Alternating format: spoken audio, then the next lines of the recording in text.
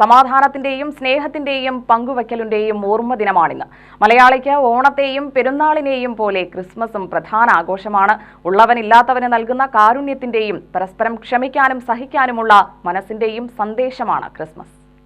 Christmas star, Christmas tree, പുൽക്കൂട് തുടങ്ങിയവ ഒരുക്കുക, ക്രിസ്മസ് കരോൾ, കേക്ക് മുറിക്കൽ, ക്രിസ്മസ് പാപ്പ അഥവാ സാന്താക്ലോസ് കെട്ടുക തുടങ്ങിയവയാണ് ആഘോഷ പരിപാടികൾ.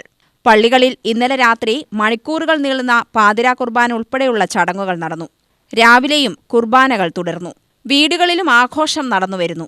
സഹനത്തിന്റെയും ക്ഷമയുടെയും ലാളിത്യത്തിന്റെയും പ്രതീകമായി മനുഷ്യരാശിക്കായി സ്വജീവൻ ത്യജിച്ച യേശുദേവന്റെ പിറന്നാളാണ് ക്രിസ്മസ്.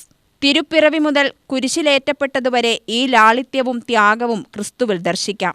മുഹമ്മദ് നബി, ശ്രീബുദ്ധൻ തുടങ്ങി മനുഷ്യ സമൂഹത്തെ സ്വാധീനിച്ച മഹത്തുക്കളിൽ പ്രധാനിയാണ് യേശുക്രിസ്തു.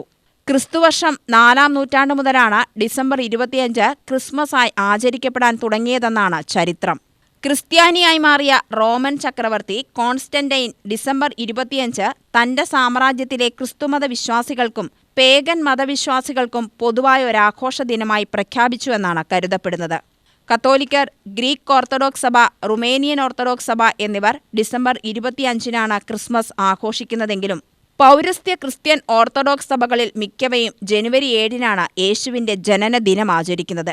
കേരളത്തിലെ സുറിയാനി ക്രിസ്ത്യാനികളിൽ ഒരു വിഭാഗം 25 ദിവസം നോമ്പെടുത്താണ് ക്രിസ്മസിനായി ഒരുങ്ങുന്നത്. മത്സ്യം, മാംസം, മുട്ട എന്നിവയിൽ ചിലതോ എല്ലാമോ വർജിക്കുകയാണ് പതിവ്. മതേതരമായ ആഘോഷങ്ങൾക്കാണ് ക്രിസ്മസ് നാളുകളിൽ പ്രാമുഖ്യം. ക്രിസ്തുമത വിശ്വാസികൾ തുലോം കുറവായ ദേശങ്ങളിൽ പോലും ക്രിസ്മസ് ആഘോഷങ്ങൾ നടക്കാറുണ്ട്. ചില രാജ്യങ്ങളിൽ വിശ്വാസികൾ ക്രിസ്മസ് ഗാനങ്ങൾ ആലപിക്കുകയും നൃത്തം ചെയ്യുകയും ചെയ്യുന്നത് ആഘോഷത്തിന്റെ ഭാഗമാണ്. ഡിസംബർ 26 ബോക്സിംഗ് ഡേയായും ആചരിക്കപ്പെടുന്നു. പ്രിയപ്പെട്ടവർക്ക് സമ്മാനങ്ങൾ കൊടുക്കുക എന്നതാണ് ബോക്സിംഗ് ദിവസത്തെ പ്രധാന ചടങ്ങ്. UTV news, Palakkad.